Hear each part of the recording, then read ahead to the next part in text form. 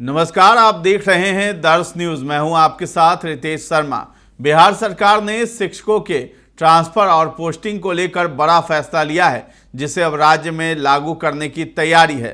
इस नई नीति से बीपीएससी से नियुक्त पुराने और सक्षमता पास जो शिक्षक हैं उनकी पोस्टिंग की जानी है और उन्हीं का ट्रांसफर होना है।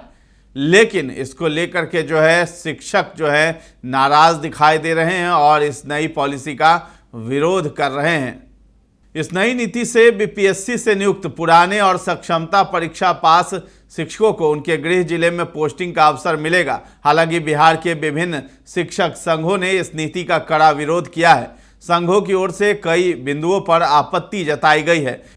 इसको लेकर शिक्षक संघ, विद्यालय अध्यापक संघ और टीईटी प्रारंभिक शिक्षक संघ के प्रदेश अध्यक्षों ने विरोध किया है। सभी ने इसे अनुचित बताते हुए इसे सुधारने की मांग की है। संघों का कहना है कि अगर सरकार ने इस पर पुनर्विचार नहीं किया तो मामला हाईकोर्ट तक पहुंच सकता है।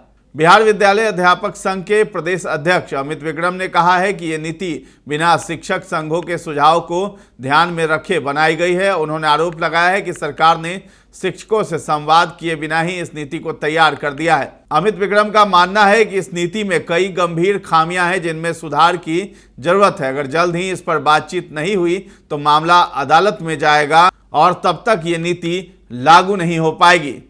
टीईटी प्रारंभिक शिक्षक संघ के नेता राजू सिंह ने भी इसका विरोध किया है और इस नई नीति पर सवाल उठाते हुए कहा है कि पुरुष शिक्षकों को अनुमंडल स्तर पर पोस्टिंग करने का प्रावधान ठीक नहीं है। उन्होंने मांग की है कि सक्षमता उत्तीर्ण शिक्षकों का ट्रांसफर अनिवार्य न होकर स्वैच्छिक होना चाहिए।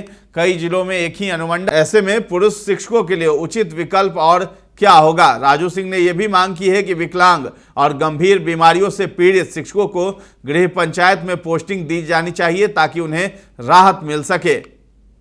इसके साथ ही शिक्षक संघ बिहार के प्रदेश अध्यक्ष केशव कुमार ने भी इस नीति पर असंतोष व्यक्त किया है। उन्होंने इस नीति को शिक्षकों के लिए परेशानी का सबब बताया है और कहा है कि इस नीति को देखकर लगता है कि खोदा पहाड़ निकला नाग। इस नियमावली में कई कमियां हैं जो राज्य की महिला शिक्षकों के लिए अनुचित है। उनका आरोप है कि बिहार की महिला शिक्षकों को गांव में जबकि बाहरी राज्यों की शिक्षिकाओं को शहरों में पोस्टिंग दी जाएगी, जिसको लेकर के वो विरोध कर रहे हैं और बता रहे हैं कि ये जो नीति है वो अन्यायपूर्ण है।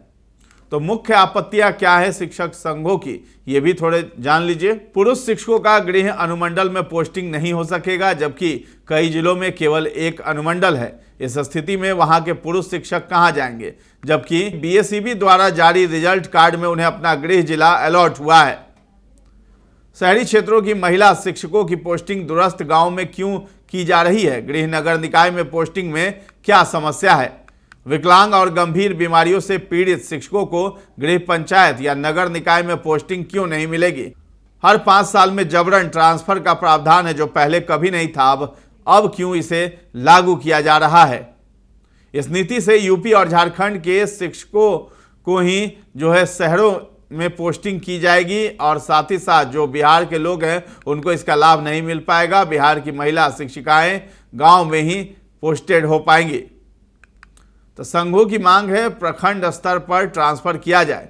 शिक्षक संघों का सुझाव है कि सरकार ट्रांसफर अनुमंडल स्तर की बजाय प्रखंड स्तर पर करे। इसके अलावा पति पत्नी के मामले में गृह अनुमंडल के बजाय निकटवर्ती प्रखंड में एक साथ पोस्टिंग की जाए ताकि पारिवारिक समस्याएं न उत्पन्न हो। सरकार के इस फैसले के बाद अब देखना यह है कि क्या शिक्षक संघों की मांगों पर ध्यान दिया जाएगा या ये मामला अदालत में जाएगा। तो फिलहाल इस खबर में इतना ही है। दर्श न्यूज के साथ बने रहें और अभी तक हमारे चैनल को आपने सब्सक्राइब नहीं किया है तो जरूर कर लें। धन्यवाद।